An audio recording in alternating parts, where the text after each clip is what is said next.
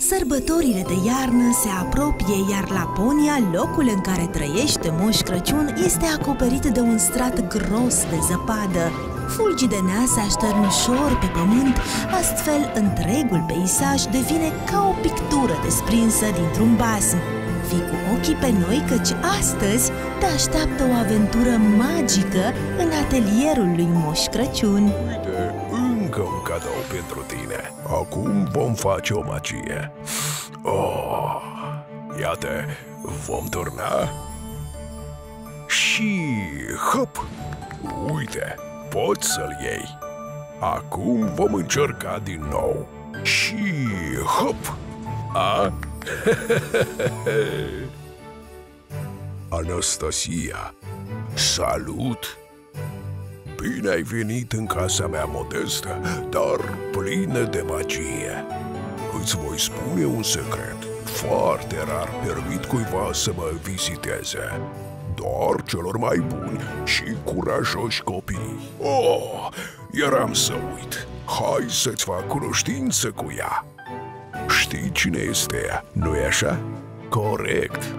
Micul meu ajutor. Ea mă ajută să citesc toate scrisorile și să adun toate cadourile, astfel încât să bucurăm fiecare copil cu minte în această sărbătoare magică. Am auzit multe despre tine și am citit scrisoarea ta. Mi-a plăcut foarte mult, atât de mult încât am admirat-o de foarte multe ori.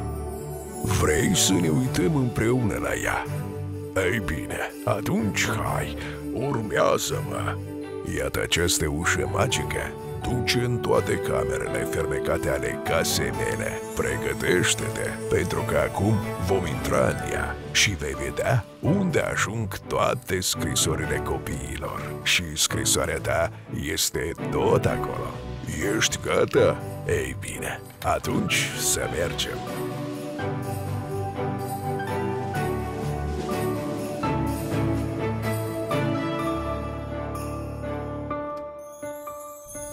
În această cameră adunăm scrisorile și dorințele tuturor copiilor.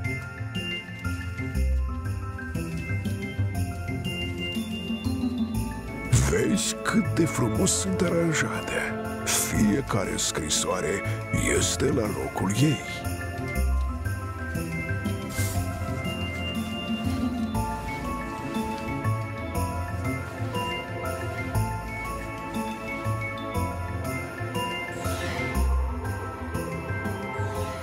Facem așa ca niciuna dintre scrisori să nu se piardă.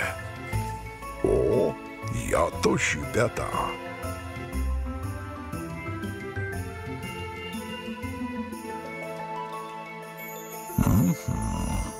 Da. Oh, iată, interesant.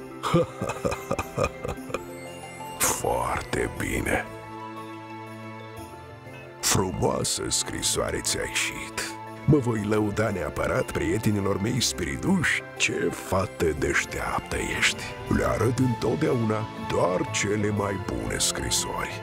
Apropo, ajutoarea mea mi-a șoptit în secret că avem un cadou pentru tine. Dar înainte de a-l primi, trebuie să trecem printr-o mică verificare. Să vedem cum te-ai comportat pe tot parcursul anului.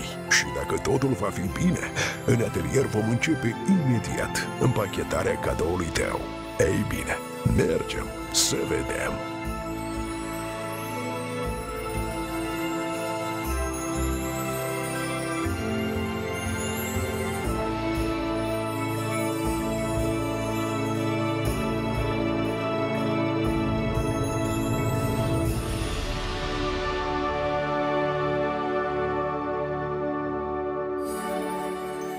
În biblioteca mea sunt adunate cărți magice despre toți copiii. Și cartea despre tine este păstrată aici și ne vom uita în ea. Ești gata? Oh, uite-o! Mulțumesc foarte mult! Interesant, nu-i așa? Hai să vedem! Ce avem aici? Hai să vezi și tu! Ești cu adevărat o aventurieră. Să-mi trimiți o scrisoare cu locurile unde ai fost. Super! Toată familia împreună. Ce poate fi mai bun? Aha! Ce fotografie minunată! Aceasta a ajuns până în cele mai îndepărtate colțuri ale Laponiei. Ai văzut? Da. Ai făcut asta singură? Vai, ce pricepută ești!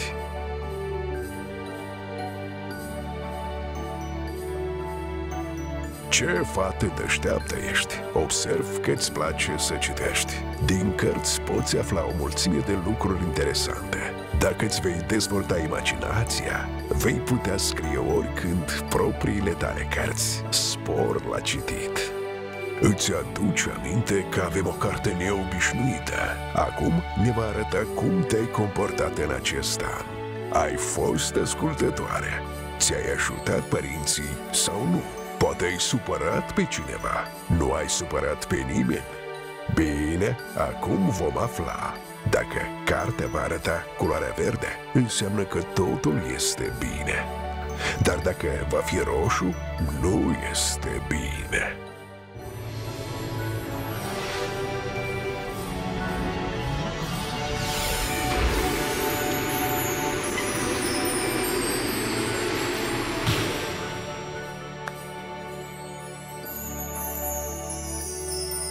Anastasia, văd că te-ai comportat foarte bine în acest an.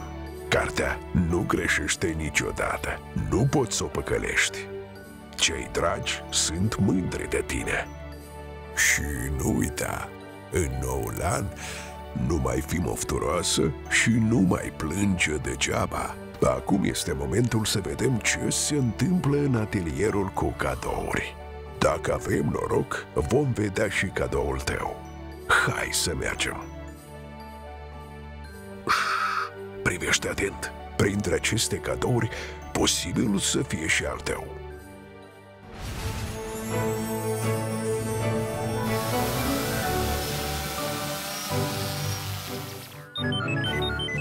Privește! Unul dintre cadouri este aproape gata. Hai să vedem ce este acolo. Acesta este cadoul pentru tine. Acum, mașina mea magică îl va împacheta și noaptea de ajun îl voi pune sub brad pentru tine.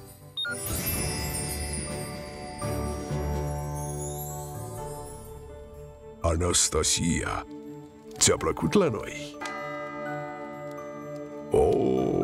Ajunul se apropie și e timpul să ne despărțim. Trebuie să-i felicit și pe ceilalți copii. Crăciun fericit, draga mea! Ne vedem anul viitor. Sunt sigur că la anul mă vei surprinde pe mine și pe cei apropiați prin bunătate și fapte bune. Îți doresc să fii ascultătoare și deșteaptă. Ne-am înțeles? Și ține minte, eu văd și aud totul. Îți doresc să întâmpini Crăciunul cu bucurie și până la noi întâlniri magice.